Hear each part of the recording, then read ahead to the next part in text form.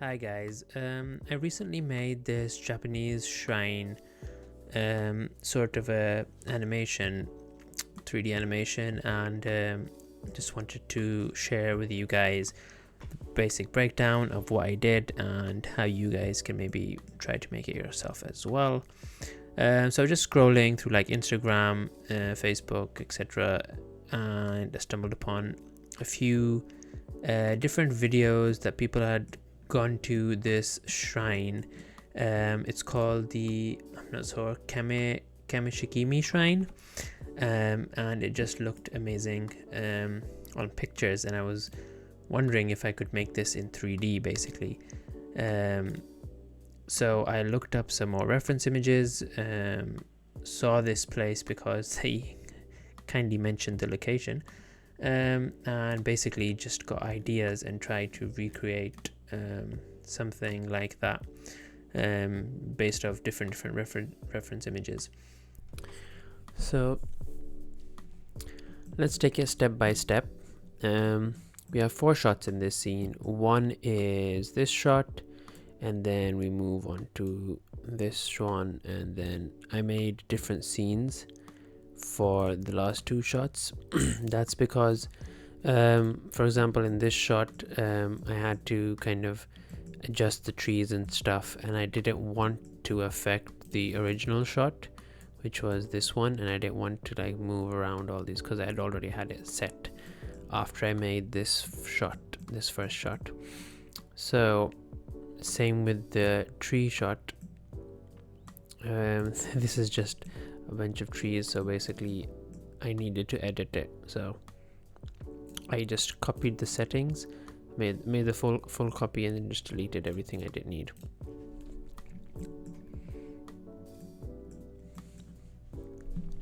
So let's start from the beginning.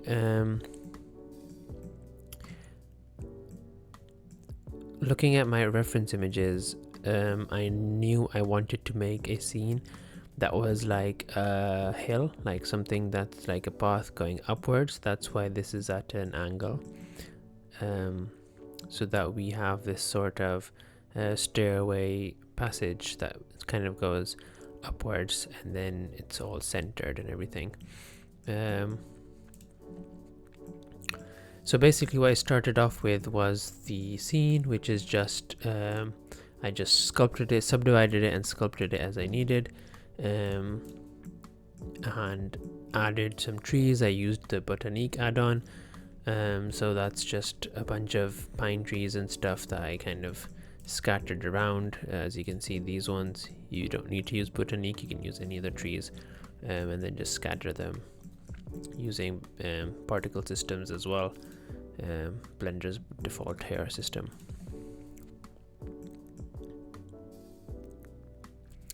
Anyway, so this is the first scene. All these assets that I used are from Quixel Megascans, which is great for photoscan assets. These let me just turn on rendered mode so you can see. These are just in the start of the scene, where the camera can actually see them and they're not like going back, otherwise they are pretty dense. And just some blocks and stuff here, and then we have these little pillars or whatever, like these statues are, and then there's this one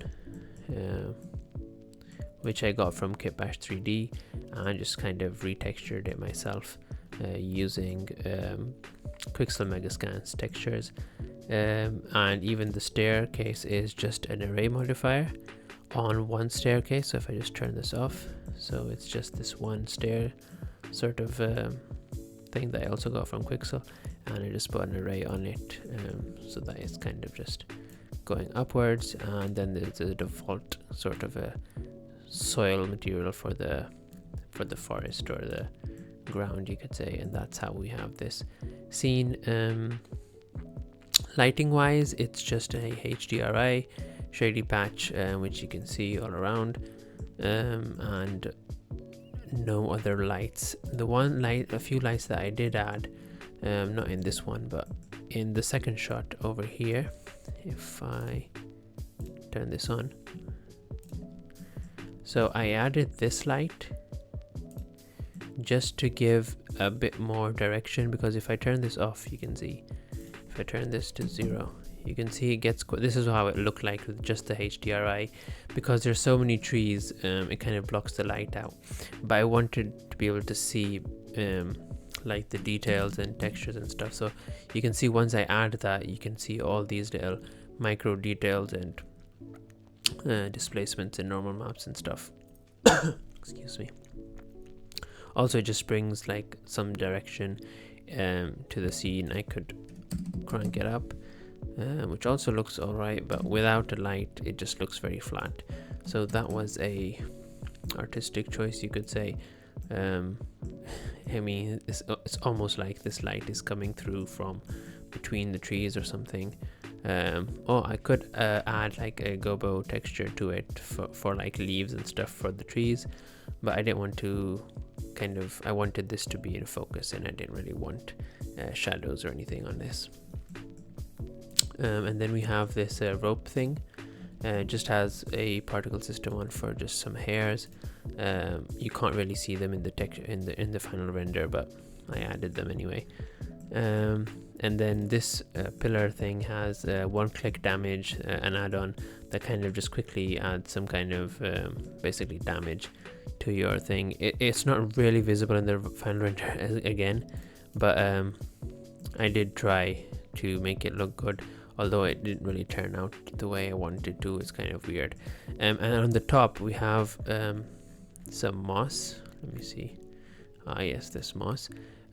Just on the front, so that in the camera view we can see this little like growth, so it looks like this has been here for quite some time. Obviously it's not on the back because we won't see that from the camera angle that we are making it from. Just turn that off. So that's the first scene. Camera movement wise, it's just the camera is moving forward and backwards. Nothing fancy. Yeah, and then onto the second scene, it's also just, if I just move on to this, it's just this sort of focus. So the camera is targeted to this focus, and so when we move this around, the camera moves, and the camera has just like a pan, sort of, as you can see. It's just a normal pan, just targeting that. It's not like an extreme movement or anything. And as I already explained, we have some lights going on, and basically this is already part of the scene that we created for the first shot, so we didn't have to do much apart from just setting up the camera and a few lighting and just maybe touching up on the details for a close-up shot. So that's it for this scene. The second scene was, as you can see, I added this statue here first, tried to set it up, but then I came into problems with the camera angles and the trees coming in the way and stuff. Let me see if I can see that. So it's similar, but I didn't like it, which is why I duplicated that scene, and now I can I can mess around with this without worrying about what happens to the rest of my scene. I don't want to come back to this view and have all the trees messed up, and you know, my ground surface and everything messed up. That'll just have me do the same thing, same work over and over again. So this scene is basically just another model I got from I think this was Quixel Megascans as well, and just like a basic rock. The camera angle for this was, as you can see, was from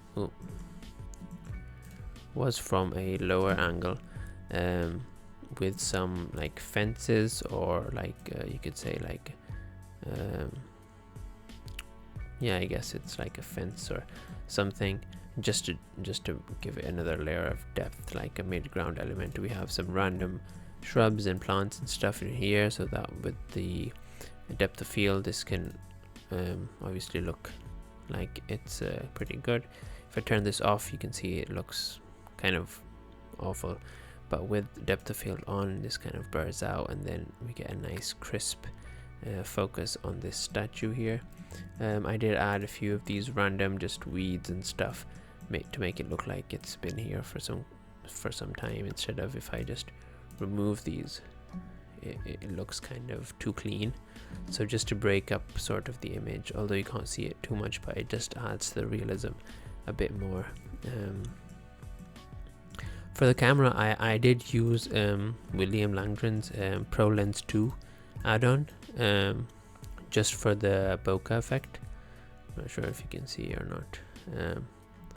So like these rings for the bokeh, because I think that adds a lot for just an aesthetic render and realism as well, because Blender's bokeh in itself is almost non-existent. It's not so good unless you crank up the value of the f-stop to like 0.1 or something, which is unrealistic, but then you obviously get a weird depth of field. Even in this render it was 0.8, which is actually quite shallow. Usually it's somewhere between 1.8 to 2.8, but I didn't get that nice depth of field with that, and obviously because of his add-on we are getting some differences in the exposure. So yeah, that's a basic scene. And with this as well, we had this focus, which just had a basic camera movement. As you can see, the camera is just moving basically.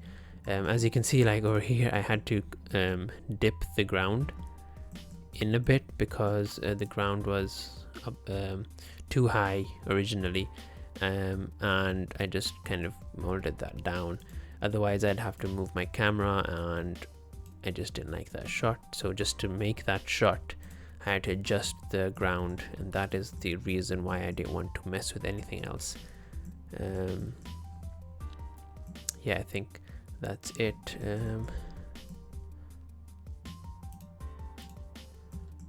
There is a light here as well. If I just turn this off, it's very slight, almost non-existent.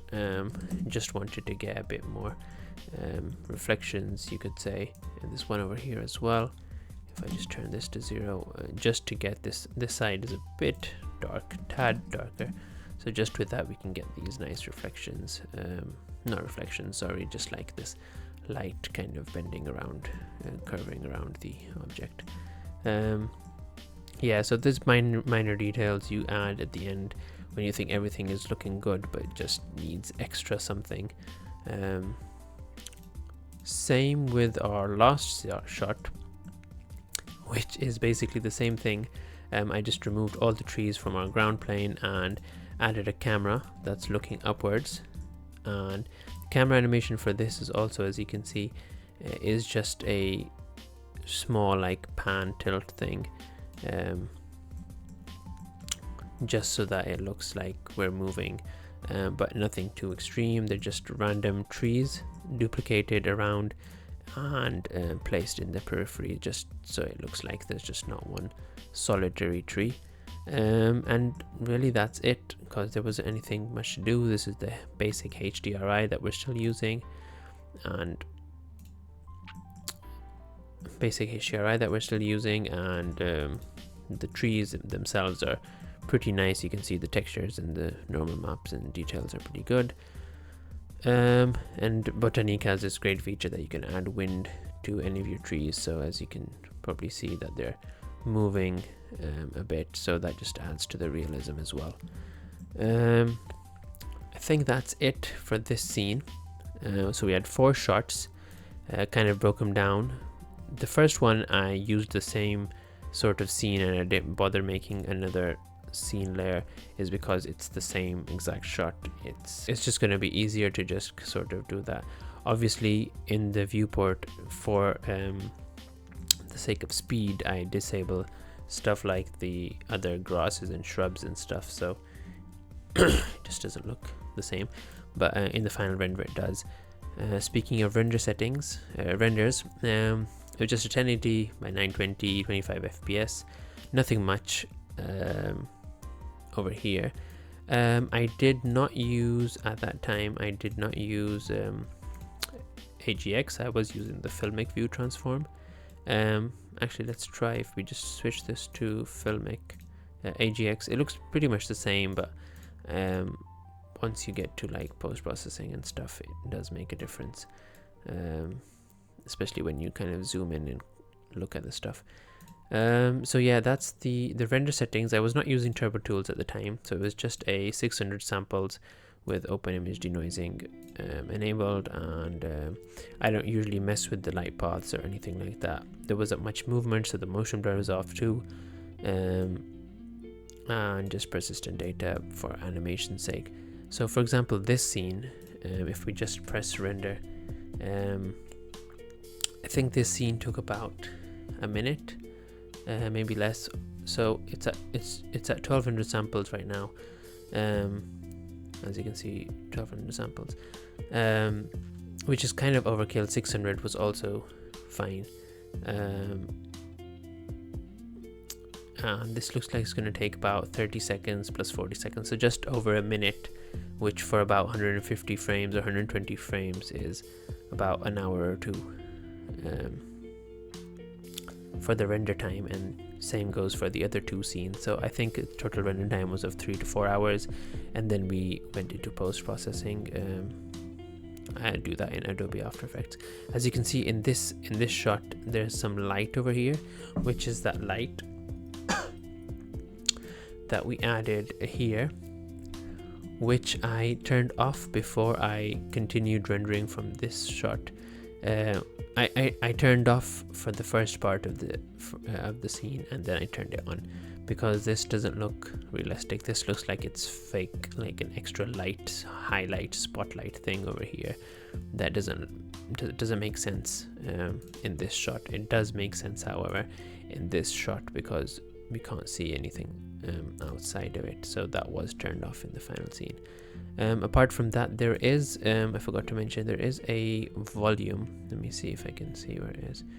Yeah, so it's this one. So just a box with a normal principled volume on it, and just set to a really low density just for some atmosphere, you could say.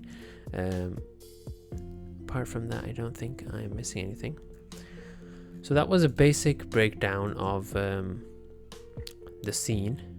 The important thing to remember is photo scans are awesome because they give you realism that maybe modeled and textured objects cannot, especially in the foreground or like in the things that you will be looking at, where your attention will be.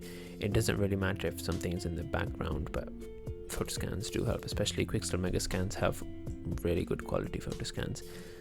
Second thing to remember is everything doesn't have to be logically or practically correct. You can add lights and stuff to make it, anything that makes your scene look better, even if it doesn't make sense, because at the end the audience or the viewers are gonna look at the actual shot and not how you, I mean, it doesn't really matter. That's the whole point of 3D and art and Blender, so you can mess around with anything. And the third thing is add as many details as you can. Obviously, like with the ground here, I broke up the scene with different textures. So let me see if I can turn this on. So if I just hide the trees, if there's some grass here, which you can see is not spread all the way, it's just sort of in a V shape, just so that the camera can see it. This was done with weight painting. And then we have some shrubs, which are also in basically the same area. And then when you mix them together, you kind of have a variation, especially with the camera angle that we have. And then when we add the trees, it's best to have different sort of species or like different variations of your trees and shrubs and grasses, so that we can it doesn't just look all the same. So that's it from my side. Hope you learned something today, and hope you guys create something good as well. Let me know if there's anything that I missed or anything more that you want to know, and I'll update this or make another video. If you want to see any of my other breakdowns, please let me know, and I'll make another breakdown or tutorial for those as well. And thanks for watching. Bye bye.